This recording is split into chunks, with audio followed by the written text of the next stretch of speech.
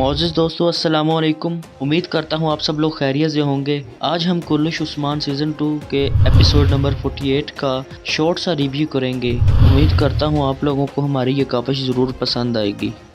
रूमी सिपाहियों का दस्ता कालानूस की सरबराही में आगे बढ़ रहा था। एक मुकाम पर कालानूस अपने सिपाहियों से कहता है कि मैं कुछ सिपाहियों के साथ आगे जाऊँगा और रास्ता महफूज बनाने के बाद तुम्हें आगाह करूँगा। तुम लोग मेरे पैगाम का इंतज़ार करना। उस्मान गाजी काई कबीले और दीगर तमाम तुर्क कबाइल के साथ मिलकर जंगी हिकमत अमली बयान करते हुए कहते हैं कि हमें खुफिया ज़राए से मालूम हुआ है कि शहनशाह का लश्कर करकस चोटी की जानब से आएगा और कालानूस एक दस्ता लेकर पहले निकलेगा ताकि रास्ते को महफूज बना सके। वो गुंदूज भाई की तरफ इशारा करके कहता है कि आप चोटी की एक जानब से इस पर हमला करेंगे और साउचू बे से कहता है कि आप दूसरी जानब से हमला करेंगे। बमसी बे से कहते हैं कि आप तीर अंदाजों की क़यादत करेंगे जबकि मैं सामने की जानब से कालानूस पर हमला करूंगा। फिर उस्मान गाजी अपने साथियों से कहता है कि हमें इस लश्कर को हर हाल में रोकना होगा क्योंकि शहनशाह ये लश्कर हमें हमारे वतन से निकालने के लिए भेज रहा है, और इसी के साथ वो जंग पर रवाना हो जाते हैं।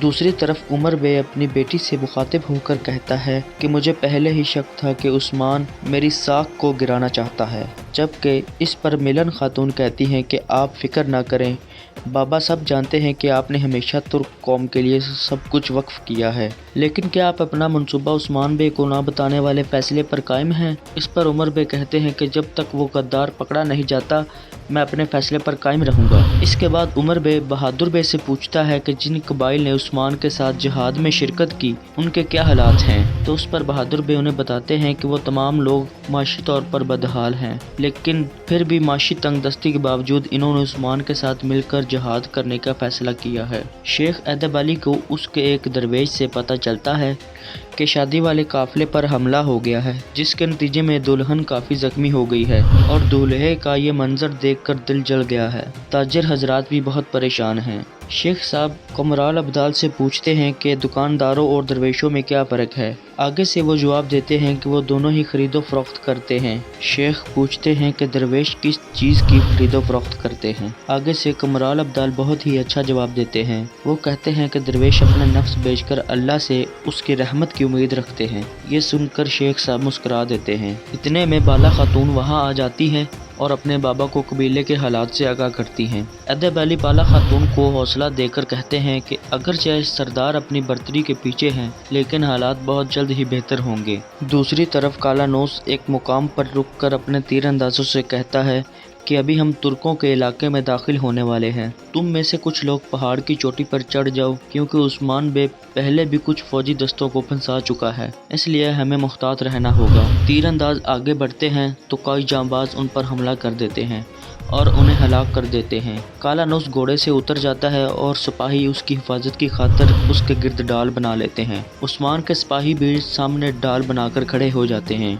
उस्मान बे गर्जदार आवाज़ में कहते हैं कि कालानूस तुम मुझसे इंतकाम लेना चाहते थे तो आगे बढ़ो, मैं तुम्हारे सामने खड़ा हूँ। कालानूस घबराया हुआ कहता है कि लानत हो, और दोनों फरीकेन में जंग शुरू हो जाती है। इतने में कालानूस मौके की नज़ाकत को देखते हुए अपने घोड़े पर बैठकर निकलने की कोशिश करता है। उस्मान बे उसे जाता हुआ देखकर उछल कर तीर चलाते हैं जो कालानूस के कंधे पर जा लगता है, लेकिन वो भागने में कामयाब हो जाता है। उसके बाद काई और रूमी सिपाही आमने सामने हो जाते हैं, जिसमें रूमियों को इबरतनाक शिकस्त होती है। बमसी बे एक रूमी सिपाही को पकड़ लेता है और उसकी गर्दन तोड़ देते हैं। आसपास हर तरफ रूमियों की लाशें बिखरी हुई होती हैं। उस्मान बे वहां आते हैं तो गुंदूज उन्हें बताते हैं कि वो भाग गए हैं भाई, जबकि उस्मान कहते हैं कि वो कहीं नहीं भागेंगे।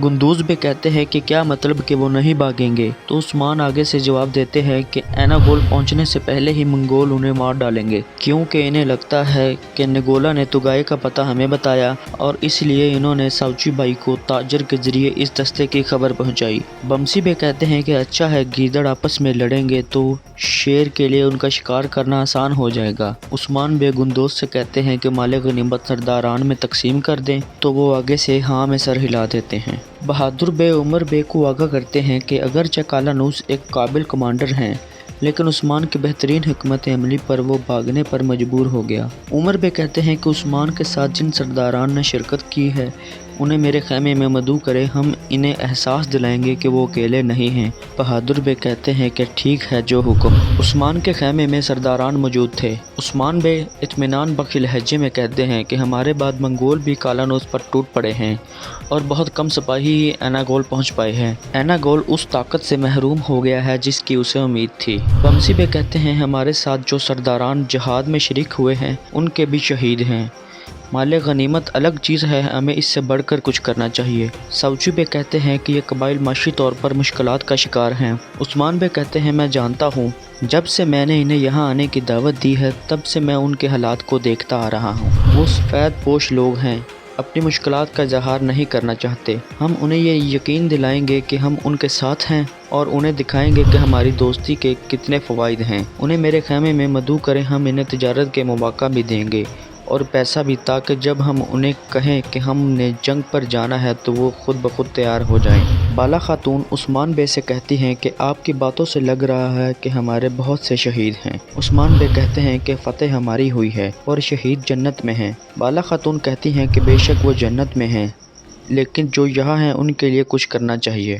عثمان بے مسکرا کر کہتے ہیں کہ تمہارے مہربان دل پر میں قربان، بالا زخموں پر مرہم تم ہی رکھو گی۔